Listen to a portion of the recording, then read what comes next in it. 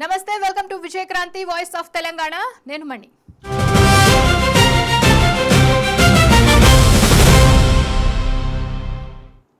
తెలంగాణలో అసెంబ్లీ ఎన్నికలకు పెద్ద టైం లేదు. ఇక మహా అంటే 2 ఏళ్లలో ఎన్నికలు జరగబోతున్నాయి. రాష్ట్రంలోని 3 ప్రధాన పార్టీలు కాంగ్రెస్, బీఆర్ఎస్, బీజేపీలు రాబోయే ఎన్నికలకు సన్నద్ధమవ్వాల్సిన సమయం ఆసన్నమైంది. ఇందుకు ముందుగా తమ వైఫల్యాల నుంచి బయటపడి నష్ట నివారణ చర్యలకు దిగితే గాని వచ్చే ఎన్నికల్లో ఢీ అంటే ఢీ అనేలా ఉత్సాహం ఉరకలెత్తే పరిస్థితి లేదు. ఈ క్రమంలో పార్టీల స్థితిగతులపై విజయక్రాంతి చైర్మన్ సిఎల్ రాజం గారు అందిస్తున్న విశ్లేషణాత్మక కథనాన్ని ఇప్పుడు చూద్దాం.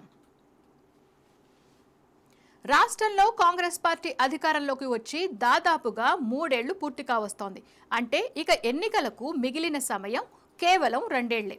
సో ఇప్పటి నుంచే పార్టీలు వ్యూహ ప్రతివ్యూహాలకు పదును పెట్టే పనిలో పడ్డాయి.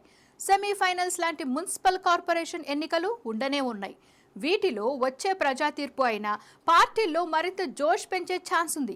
ఈ క్రమంలో కాంగ్రెస్, బీఆర్ఎస్, బీజేపీ 2028 అసెంబ్లీ ఎన్నికల కోసం దీర్ఘకాలిక ప్రణాళికలతో సిద్ధం కావాల్సి ఉంది. ముఖ్యంగా అధికార పార్టీ కాంగ్రెస్ విషయానికొస్తే ఆ పార్టీ అగ్రనేత రాహుల్ గాంధీకి నెమ్మదిగా ప్రజల్లో ఇమేజ్ పెరుగుతోంది. ఇక్కడ రాష్ట్ర స్థాయిలో అధికార కాంగ్రెస్ పార్టీకి ప్రధాన మీడియా మద్దతు కూడా స్పష్టంగా కనిపిస్తోంది. అయితే ప్రస్తుతం కాంగ్రెస్ పార్టీకి ఉన్న ఎమ్మెల్యేల్లో దాదాపు 25 మంది ప్రజలతో మమేకం కాకపోవడంతో వారిపై పబ్లిక్ గుర్రుగా ఉన్నారు. దాంతో వారు వెనుకబడినట్టుగా తాజా సర్వేలో బయటపడింది. ఈ స్థానాల్లో కొత్త వారిని తెరపైకి తీసుకురావాల్సిన అవసరం ఉందని పార్టీ అధిష్టానం గుర్తించాల్సి ఉంది. అందుకు అనుగుణంగా ఇప్పటి నుంచే చర్యలు తీసుకోవాలి. దీనికి తోడు అంతర్గత కుమ్ములాటలు పార్టీకి తీవ్ర నష్టాన్ని కలిగించేలా మారుతున్నాయి. పాత కొత్త నేతల మధ్య సమన్వయం సాధించడం అత్యవసరం. ప్రభుత్వంపై అవినీతి ఆరోపణలు రోజుకు పెరిగిపోతున్నాయి. సీఎం రేవంత్ రెడ్డి అత్యంత సమర్థవంతుడైన నాయకుడు అయినప్పటికీ ప్రభుత్వంపై వ్యతిరేకతతో పాటు హామీల వైఫల్యంపై చర్యలు తీసుకోవాల్సి ఉంది. గతంలో ఇచ్చిన హామీలన్నింటినీ ఒక్కొక్కటిగా అమలు చేసే చర్యలు తీసుకోవాల్సి ఉంది. అవసరమైతే గేమ్ చేంజర్ అయ్యే ఒక కొత్త వినూత్న పథకాన్ని తెరపైకి తెస్తేనే ప్రజల్లో ప్రభుత్వంపై ఉన్న అసంతృప్తి కొంతమేర తగ్గే అవకాశం ఉంది. మరోవైపు ఇందిరమ్మ ఇళ్ల పథకం పెద్ద ఎత్తున విస్తరిస్తే మధ్యతరగతి ప్రజల నుంచి మద్దతు పెరుగుతుంది. దీంతో పాటు రాబోయే ఎన్నికల వ్యూహాలను ఇప్పటి నుంచే అమలు చేయాల్సి ఉంది. అయితే అంతర్గత కొట్లాటలతో పాటు బీఆర్ఎస్ నుంచి కాంగ్రెస్లోకి చేరిన ఫిరాయింపు ఎమ్మెల్యేల తిరుగుబాటు పెద్ద తలనొప్పిగా మారుతోంది. దీనిపై కాంగ్రెస్ ట్రబుల్ షూటర్స్ రంగంలోకి దిగకపోతే పార్టీ పరిస్థితి అధోగతి పాలు కాక తప్పదనిపిస్తోంది. ఇక ప్రధాన ప్రతిపక్షమైన బీఆర్ఎస్ బలంగా దూసుకుపోతోంది.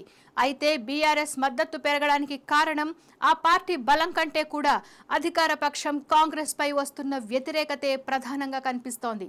ఒకవైపు అవినీతి, మరోవైపు హామీల వైఫల్యం వల్ల ప్రజలు బీఆర్ఎస్ వైపు మళ్లుతున్నారు. అయితే ఫిరాయింపు ఎమ్మెల్యేలు పోను ఇప్పుడు ఉన్న 29 మంది ఎమ్మెల్యేలలో కనీసం 6గురిపై ప్రజలు తీవ్ర వ్యతిరేకతతో ఉన్నారని తెలుస్తోంది. వారిని తప్పకుండా మార్చాల్సిన అవసరమూ కనబడుతోంది. ఇక బీఆర్ఎస్ కు ఉన్న అత్యంత ప్రజాదరణ కలిగిన నేత కేసీఆర్. ఆయనే పార్టీకి అతిపెద్ద అసెట్. ఆయన ప్రజల్లోకి వస్తే మళ్లీ ప్రభంజనం సృష్టించడం ఖాయమనిపిస్తోంది. అసెంబ్లీ ఎన్నికలకు సన్నద్ధతలో భాగంగా బస్సు యాత్ర లాంటిది కేసీఆర్ చేపడితే ప్రజల్లో మరింత మద్దతు పెరుగుతుంది. గతంలో తప్పులు చేసిన వారి స్థానంలో కొత్త వారిని తెరపైకి తీసుకురావాలి. అలాగే పార్టీలోని కీలకమైన నేతలు కేటీఆర్, హరీష్ రావుల మధ్య మరింత సమన్వయం అవసరం. కేటీఆర్ మరింత సమయాన్ని క్యాడర్ కోసం, ప్రజల కోసం వెచ్చించాల్సి ఉంటుంది. సొంతంగా మీడియా ఉండటం బీఆర్ఎస్ కు కలిసొచ్చే అంశం. మరోవైపు కేంద్రంలో అధికారంలో ఉన్న బీజేపీ మాత్రం మిగతా పార్టీలతో పోలిస్తే ఇప్పటికే 3వ స్థానంలోనే కొనసాగుతోంది. ఎన్నికలు దగ్గర పడుతున్న కొద్దీ బీజేపీ మరింత బలహీనంగా మారుతున్న సంకేతాలు కనిపిస్తున్నాయి. ఇవి ఆ పార్టీకి హెచ్చరికలే. తాజాగా నీట్ పేపర్ లీకేజీ, అయోధ్యలో శ్రీరామ మందిరంలో విరాళాల అక్రమాలు ఆ పార్టీకి తలవంపులు తెచ్చాయి. రాష్ట్ర బీజేపీకి కనీసం ఒక్కరైనా రాష్ట్ర స్థాయి చరిష్మా ఉన్న నేత, బలమైన ఇన్ఛార్జ్ కావాలని ఆ పార్టీ క్యాడర్ కోరుతోంది. అవకాశం ఉంటే అలాంటి చరిష్మా ఉన్న నేతను ఇప్పటి నుంచే తెలంగాణలో బీజేపీ తరపున సీఎంగా ప్రచారం చేయాలనే ఆకాంక్ష వినిపిస్తోంది.